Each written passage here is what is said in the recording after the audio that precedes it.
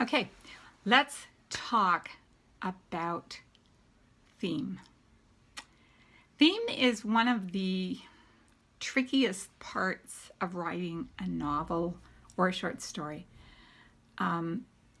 When you decide what you want to say, before you write it, there is a tendency to kind of manipulate things so that the characters can sometimes become less real and more two-dimensional.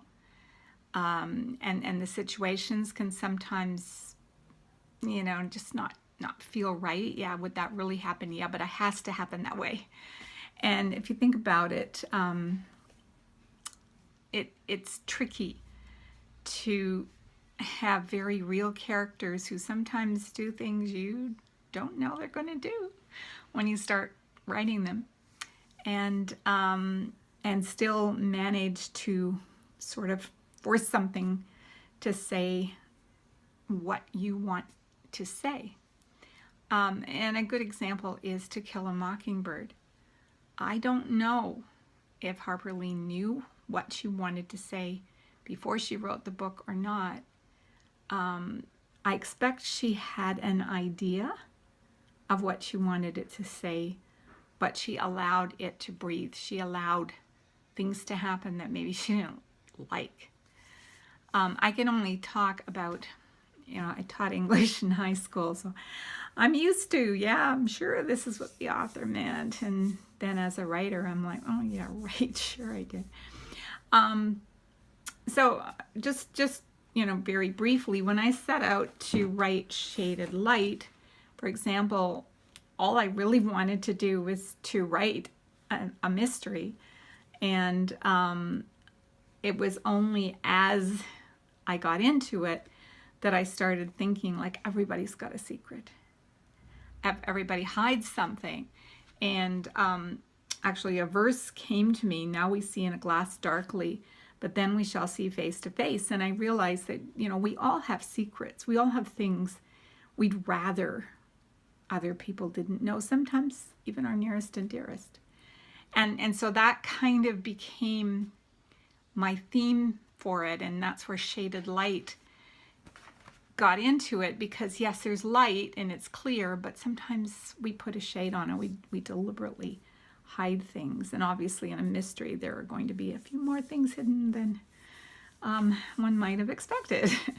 So let's talk about The Case of the Homeless Pup. Do I have a theme? And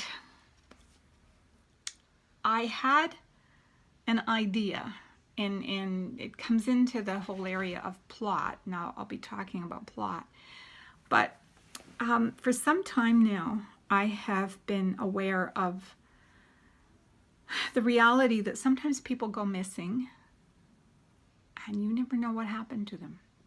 And unfortunately, we've had a number of cases of that in Ontario and in Canada as a whole. In fact, we just had something happen this week.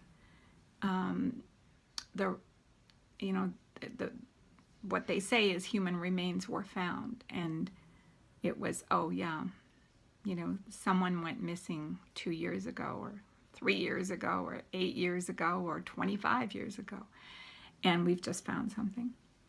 And I happen to follow both the Toronto Police and the York Region Police on Twitter, and some days there are like 8, maybe 10 missing people, and sometimes an hour later the person's found, and sometimes, as far as I know, the person isn't found.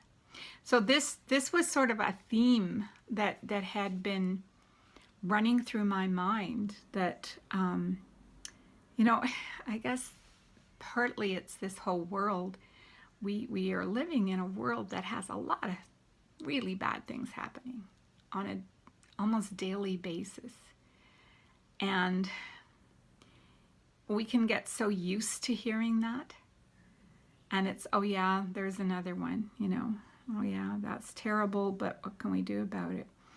And so I had this idea of taking one of those missing people and showing that it's not just a statistic, it's a person, and it's a family, and it's loved ones. And so if I have a theme, you know, if you watched my prior video, I started out with the puppy.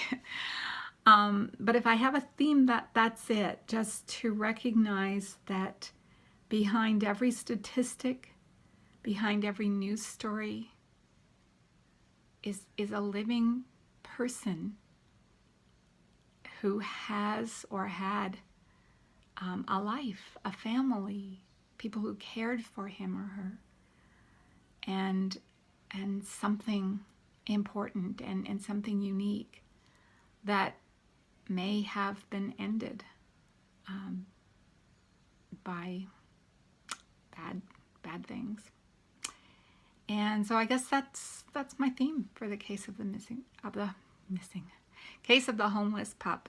I get confused because I'm dealing so much with missing people, but the case of the homeless pup. And now I'm going to talk about something else.